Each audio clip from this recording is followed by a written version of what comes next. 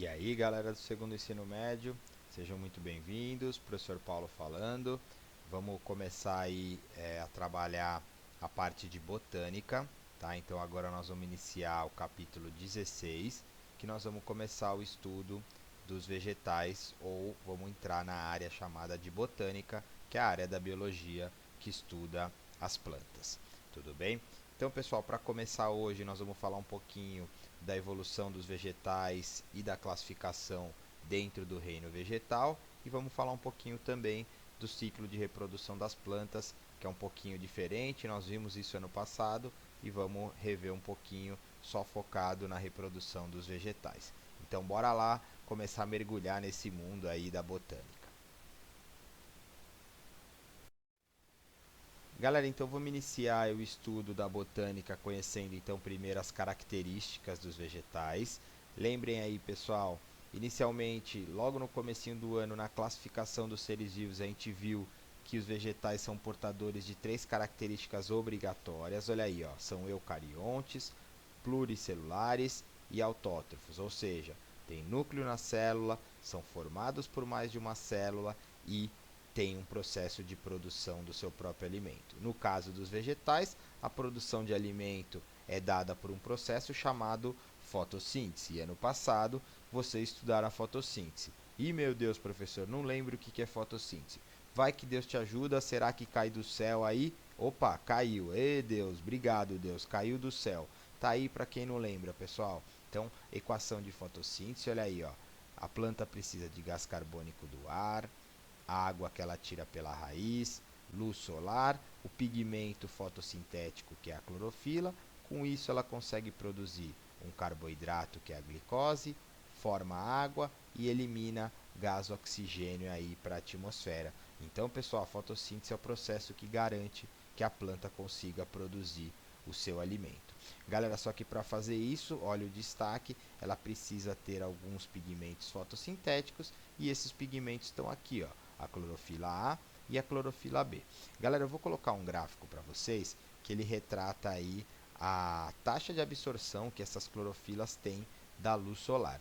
Então, galera, olha aí, ó, elas têm alta taxa de absorção de certas cores que vêm junto com essa luz solar. Lembre que a luz solar ela é branca, a cor visível, mas na realidade ela é uma junção de várias cores. E esses pigmentos fotossintéticos, olha aí, ó, tem alta taxa de absorção de azul e do laranja e do vermelho. Olha aí, ó, não absorvem bem verde, não absorvem bem amarelo. Por isso, pessoal, que a planta é predominantemente verde. Por isso que a clorofila ela é um verde azulado e um verde amarelado, né? Ela tem aí uma tonalidade verde, por isso que a planta absorve muito mal essa coloração e absorve bem o azul e absorve bem principalmente o vermelho e os tons alaranjados da luz. Tudo bem, galera? Então, para mostrar para vocês o quanto a clorofila é importante na absorção da luz solar para fazer e ajudar essa planta a converter aquela energia solar numa energia química que ela coloca aí no carboidrato que ela está formando, como a gente viu no processo estudando ele o ano passado.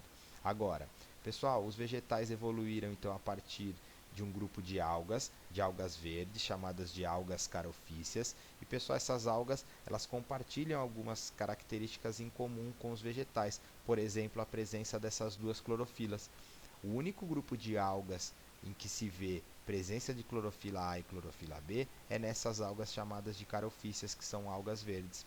Então, pessoal, a gente tem em algumas similaridades com essas algas o indício de que elas provavelmente foram o ancestral que deu origem ao grupo de todos os vegetais. E como é que aconteceu isso, pessoal? Os vegetais surgiram de algumas algas que desenvolveram algumas estruturas que não eram comuns às algas, e essas estruturas que elas desenvolveram tornaram elas o primeiro grupo de vegetal que a gente vai ver.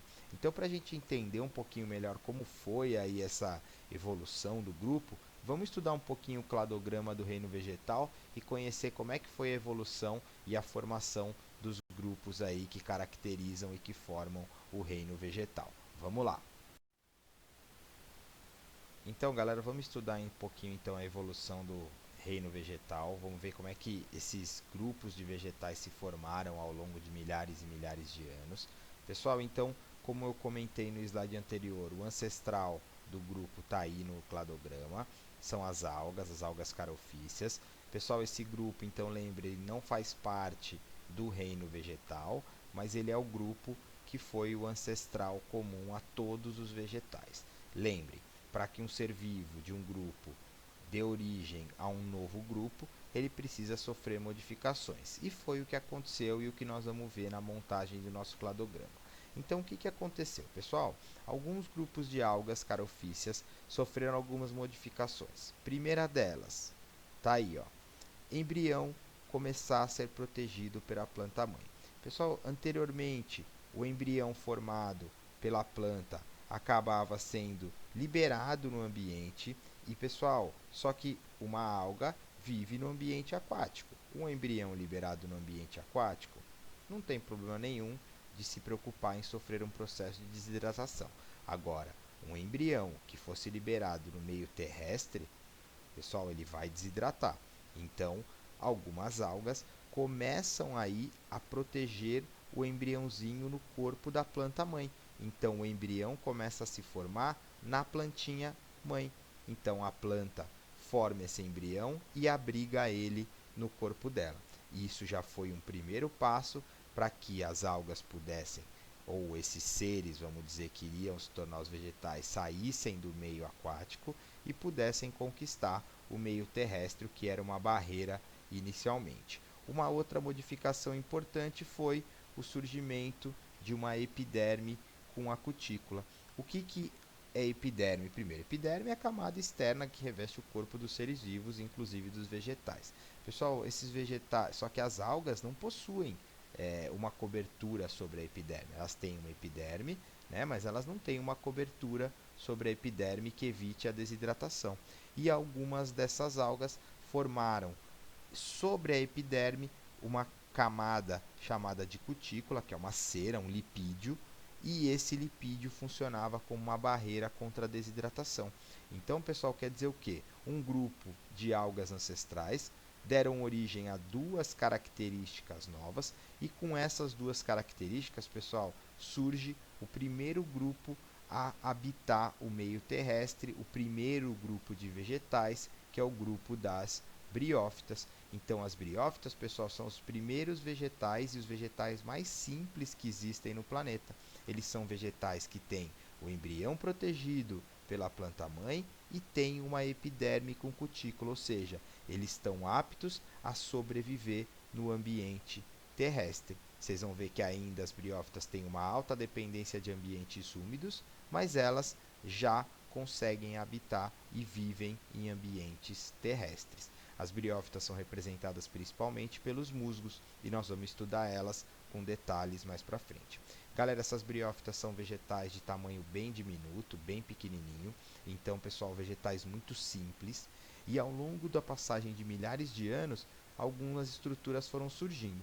Dentre elas, surge uma estrutura chamada de vaso condutor de seiva. Pessoal, o vaso condutor de seiva é uma estrutura como se fosse um vaso sanguíneo para nós, e por dentro dele circula um líquido chamado seiva. Esse líquido circulando dentro de vasos concentrados acabou dando uma vantagem evolutiva para essas briófitas que desenvolveram essa estrutura, e essas briófitas começaram a crescer, se desenvolver, aumentar seu tamanho, o que antes, sem o vaso condutor de seiva, não era possível. E as briófitas que desenvolveram vasos condutores de seiva, na realidade elas deram origem a um novo grupo de vegetais, que são as pteridófitas. Então, as pteridófitas são vegetais que têm embrião protegido pela planta-mãe, epiderme com cutícula e já tem agora o vaso condutor de seiva. As pteridófitas já eram plantas de tamanho bem maior, já tinham uma estrutura bem mais desenvolvida, já tinham raiz, já tinham caule, já tinham folha e são representados, por exemplo, pelas samambaias. Só que as pteridófitas, pessoal, apesar de terem já um pouco mais de desenvolvimento do que as briófitas, ainda eram vegetais simples, não tinham semente, não tinham flor e não tinham fruto. E algumas pteridófitas desenvolvem uma estrutura a partir de um óvulo. Vocês vão ver que o óvulo para as plantas não é o gameta feminino como para os animais. O óvulo é uma estrutura que se forma em alguns grupos de pteridófitas e esse óvulo se desenvolve e dá origem a uma nova aquisição evolutiva que a gente chama de semente. A semente, pessoal, ela vem com uma estrutura para ser uma reserva de nutrientes para o embrião da planta que está se formando.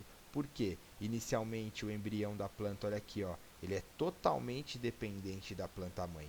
Então, nas briófitas e nas pteridófitas, por não existir semente, o embrião, para se desenvolver, precisa de nutrientes que vêm da planta-mãe. Agora, no grupo que desenvolveu a semente, esse grupo se liberta da dependência da planta-mãe. Esse grupo agora tem uma estrutura que nutre o embrião nos primeiros momentos do desenvolvimento dele. E esse primeiro grupo que desenvolveu a semente, a gente vai chamar de gimnosperma. Gimnosperma, pessoal, significa semente nua, que é aquele indivíduo que tem a semente, mas não tem o fruto ainda formado. Por quê? Porque o fruto, pessoal, para ser formado, ele vai demandar existir uma flor. E aí é que vem o último grupo. As gimnospermas não tinham flor, não formam a flor. A flor é um órgão de reprodução e de atração de alguns agentes. E aí, com a evolução do grupo, surge aí a flor e o fruto como último estrutura de aquisição, e os vegetais, que são os vegetais chamados de vegetais completos, que têm todas as estruturas presentes no cladograma: embrião protegido, epiderme com cutícula, vaso condutor de seiva, semente, flor e fruto, é o grupo mais evoluído, que é o grupo das angiospermas. E as angiospermas são representadas, pessoal, por qualquer árvore frutífera. Perdão, eu não falei um representante das gimnospermas, que são os pinheiros. Tá? Então, pessoal, as angiospermas são vegetais que têm frutos, que dão flor, que dão frutos, que são os vegetais aí que a gente mais convive no nosso dia a dia e são os vegetais mais evoluídos. Então, pessoal, foi assim que se deu a evolução do reino vegetal.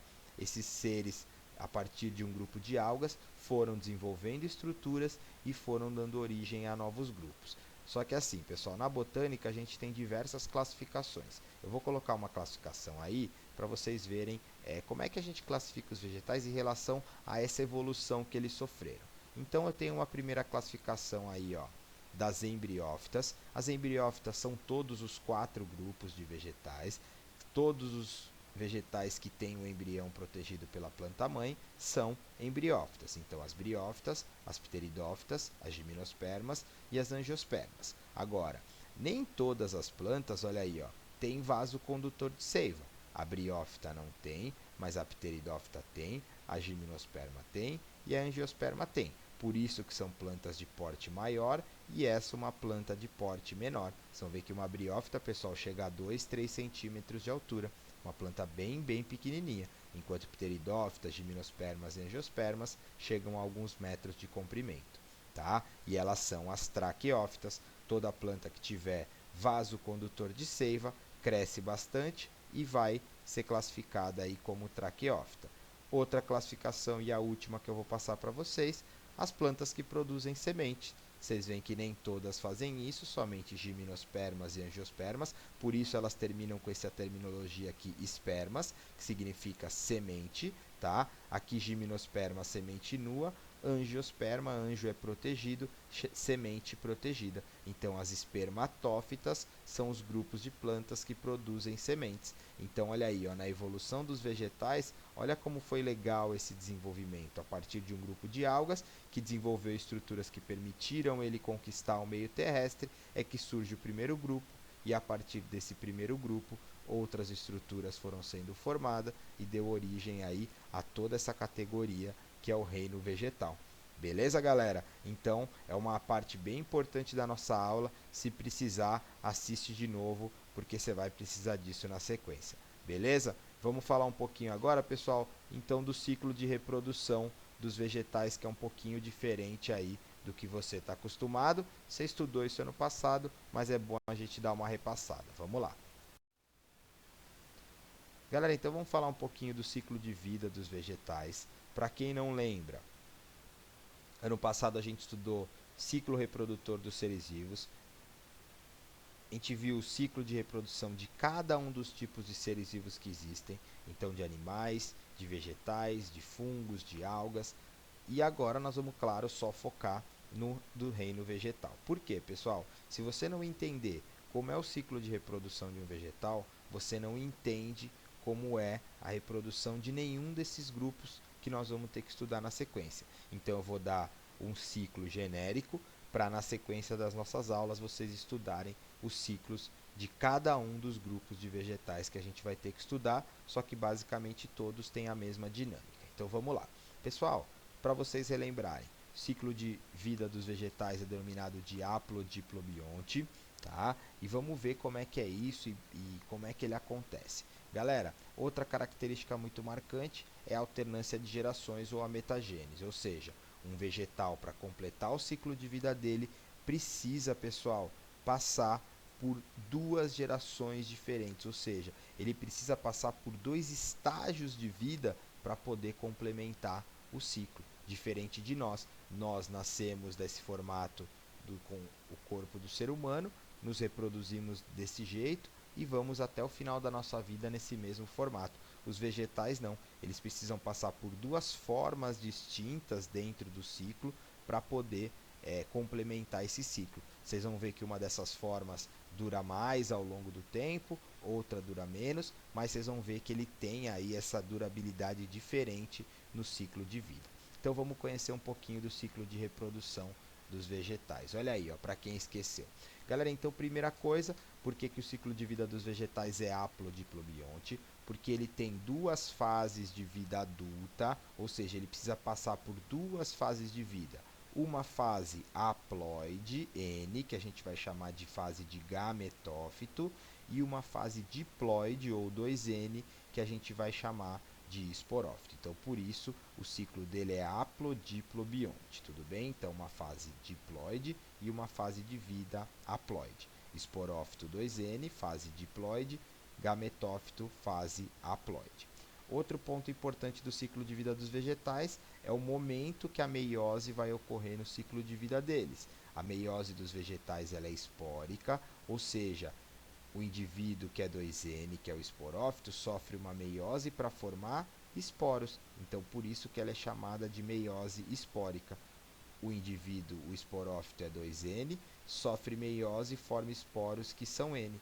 Olha aí, ó, tá? Como vocês viram no ano passado. Então, pessoal, meiose espórica é porque o esporófito sofre meiose para formar os esporos, que vão ser uma estrutura de reprodução. Tudo bem? Agora, como é que funciona esse ciclo? Então, pessoal, vou pegar, por exemplo, uma árvore adulta aí que você conheça, uma árvore que está aí em frente à sua casa, numa praça perto da sua casa. Quem você está vendo, galera? Você está vendo essa fase de esporófito.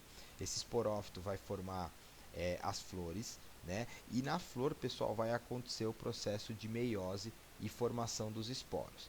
Pessoal, esses esporos, eles vão se desenvolver e essa estrutura chamada esporo é que vai dar origem a uma nova fase de vida chamada de gametófito, que é uma fase N. Olha aí, ó, o esporo é N, sofre mitose, ou seja, só se multiplica e mantém a mesma ploidia e forma a estrutura do gametófito. Qual é o papel do gametófito? O gametófito tem o papel de produzir gametas, só que ele produz gametas por mitose. E olha aí, ó, gametófito N, gameta também N. Esses gametas N vão se unir, gameta masculino com gameta feminino no processo chamado de fecundação.